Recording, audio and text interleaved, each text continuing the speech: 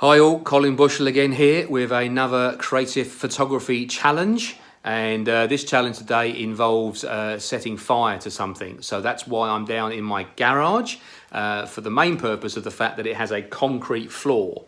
Okay, now you definitely do not want to be doing this experiment if you have carpets, soft wood, or if for some reason you live in a paper house. Okay, just avoid anything that's flammable around it and we should be good.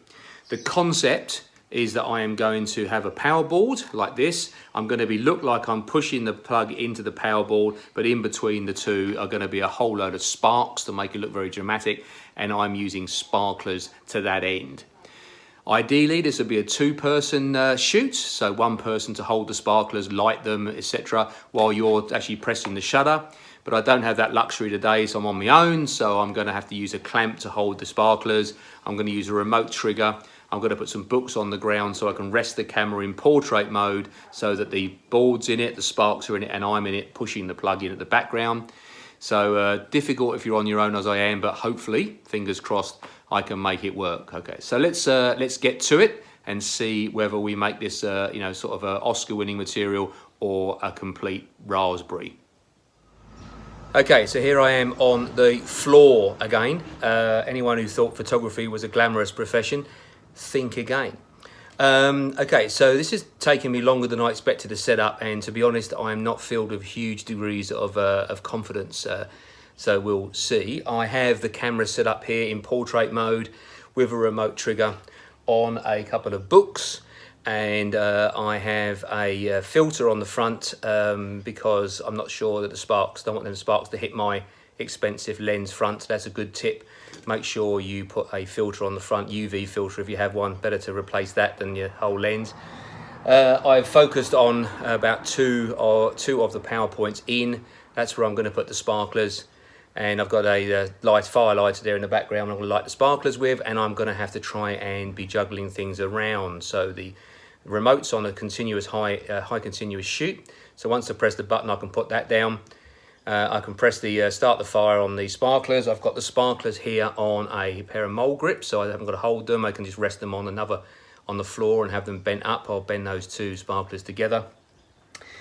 Get the shutter running, and then pretend to plug the other end of the power cord back into itself for effect. So anyway, as I say, confidence levels are ranging between 20 and 30%, but you know what, I'm here now, and let's give it a go.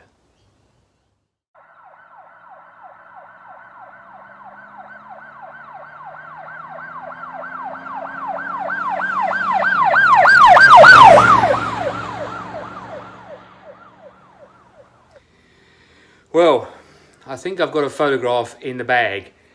Fingers crossed. That was certainly a lot harder than I anticipated it would be, and just proves once again that the idea that forms so clearly up here in my noggin is sometimes a bit harder to put into practice. But anyway, it seems to be okay. I haven't burnt anything too badly. There is no, yeah, that's all good.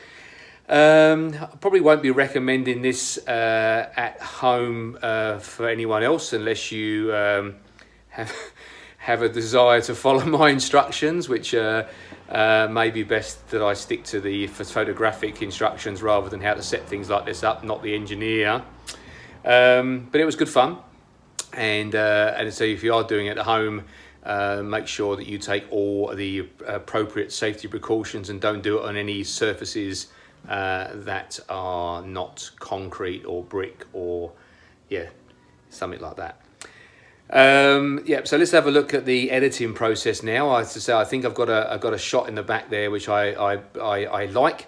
I'm probably going to do some layering, maybe using 2 or 3 of those shots I took to increase the sparks if there's some good flares on the pictures. So we'll have a look at that. And let's go and have a look at the editing process through Lightroom with a little bit of Photoshop. Okay, so there's 2 images I've dragged straight through Lightroom into Photoshop, and as you can see here, one of them has got a lot of sparks and the other one not so many. That's in the duration of a couple of seconds between shots, but I'm going to layer them because there's lots of really interesting shots in that one, and also the sparklers aren't burnt out at the end. So what I'm going to do is I'm going to drag the main one across as a layer and then just basically push it back in on top of the other one. So now we know that underneath is the one with the less sparks, but it does have some interesting effects. There you can see it's underneath, and that's the one on top. So it's pretty cool. Okay, so what I've done now is I'm now going to start erasing the top layer to show those sparks and take the ends of those underneath. It still seems a bit fast, but we'd be doing this, probably take me about half an hour or so to do this, so I'm doing it a bit quicker, and I'm cloning back in a little bit of my finger at the back there, which is missing. So I appreciate it's pretty quick, but if you keep looking backwards and forwards, you can see what's happening underneath. And I'm then erasing more things on the top to bring those sparks through, just to increase a few of the sparks. This is pretty rough. I'd spend a lot more time doing this ordinarily, but to prove a point, we're now seeing a bit of a transition. There's a little box in that top left-hand corner, and I'm using the rectangular tool, and then there's a few content aware tools in here, one of which is the fill, and then just choose content aware, click OK, and what you'll find is that box miraculously disappears and is filled in with the space around it. Accept that, and we're good to go. We also now have to do a little bit more removing, so we're using the spot healing brush, and I'm going to remove the left-hand side of the sparkler. So we'll speed through this and just keep brushing over the area till eventually you get a match. I'm also going to clone in the darker area of the power box there, which you can see, and fill in a few gaps with some extra bits of sparks to make it look pretty cool. And then finally I'm going to go to the Color FX tools in the Nik software, and this is where I'm going to do my vignetting. So as you can see, I want to brighten that area at the bottom, which is the main dramatic sparkling area, and the bit at the top I'm going to darken myself out. A quick trip into Camera Raw tools, and effectively you have some vibrancy, some texture and some clarity increased, and there's your final image.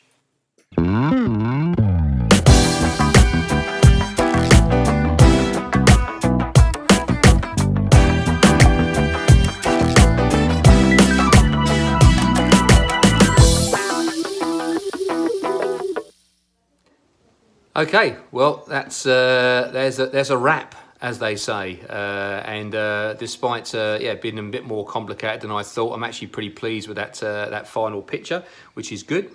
And so next week I'll probably try and do something slightly less complicated and slightly less dangerous, but it was fun. So if you are planning on trying something similar, please be careful.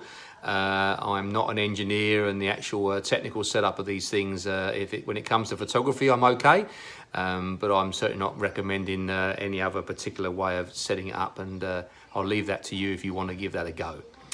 Okay, so hope you found that fun and enjoyable. If you've got any questions, as always, please message me through the Facebook comments or privately. I'll be happy to give you any guidance and advice as to how I got this shot in more detail, especially that editing process, which I had to whiz through quite quickly. Look forward to seeing you all again, hopefully in a week's time with a new experiment. In the meantime, you guys stay safe, and I will speak to you soon.